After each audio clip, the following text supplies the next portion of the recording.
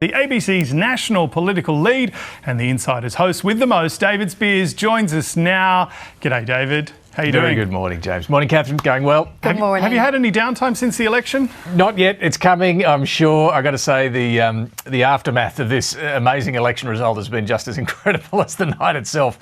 Leadership changes, ministerial, bloodletting, it's all been going on. I will say, David, I don't usually eat popcorn at 9 a.m. on a Sunday morning, but I did last Sunday and it was delicious. Anyway, Let's start with the Greens, though. We've had their new leader on the couch this morning. What direction do you think Lissa Waters will take the party? And we heard a lot more chat about, potentially she's a former environmental lawyer. We heard chat about women's issues. What are you thinking?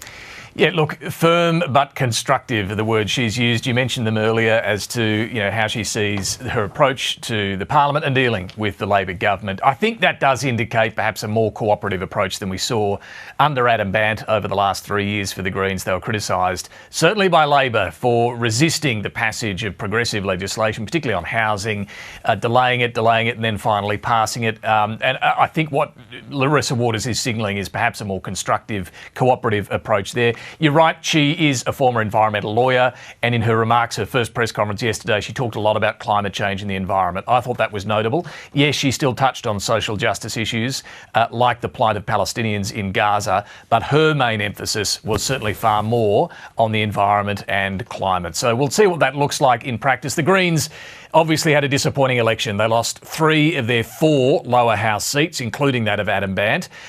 They still hold power in the Senate, though. They are the sole balance of power party. So when Labor can't pass something because the coalition won't support it, they can go to the Greens and pass legislation with only the Greens. They don't need other crossbenchers.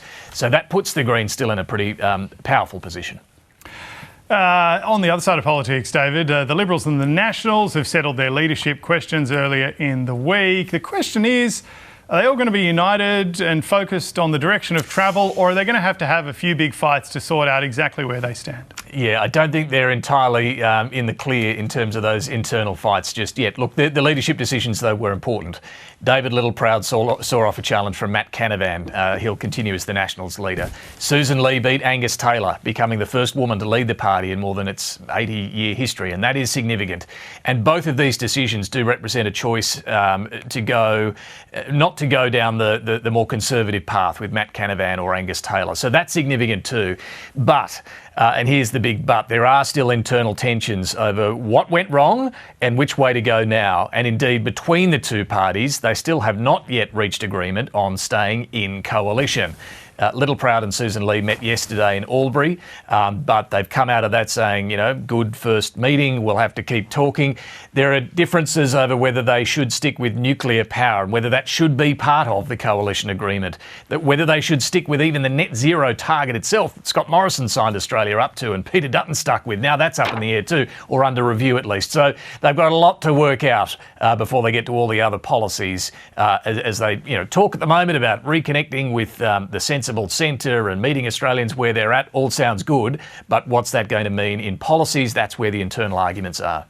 OK, finally, David, let's talk about Labor. Of course, a new ministry's been sworn in. The Prime Minister's off on his first trip. He's off to the Vatican. We've even seen Yannick Sinner at the Vatican with tennis rackets. I mean, everyone's going to Rome. Is it back to business now for the government? Look, more or less. I think what you saw over the past couple of weeks, and you mentioned the popcorn last Sunday morning when we had Ed Husick on the program, that was not something you saw in the first term for Labor. This sort of this brutal internal factional push to force Ed Husick and Mark Dreyfus out of the ministry. Apart from that, though, the reshuffle and the swearing in you can see there that happened earlier in the week has allowed the Prime Minister to put some new faces in to fix some of the problems that were hanging over from the first term, including changing environmental laws. There were sensitivities in Western Australia, so he's put a new minister in there, new minister in charge of the NDIS. So, he's got some new faces and people who performed well for the government over its first term now into these trickier areas. But look, yes, then he's jumped on a plane. He's had a successful meeting in Jakarta with President Prabowo Subianto, the two really keen to emphasise the friendliness between themselves.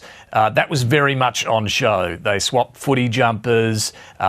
Prabowo met Albanese at his hotel, a very personal greeting there, invited him to come back for a personal visit to his ranch where he said they could ride horses together. So they're going out of their way to show that they're very friendly. They talked better trade ties, better military cooperation, but beneath the surface, there's still a bit of tension over Indonesia's growing closeness with Russia as well, which we know has been a bit of a concern for Australia. All right, David, thank you for joining us this morning, and a reminder to you at home that you can join David and his guest, South Australian Liberal Senator Anne Ruston, where else but Insiders, Sunday morning from 9 o'clock on ABC TV. You can watch it anytime you like on ABC iView.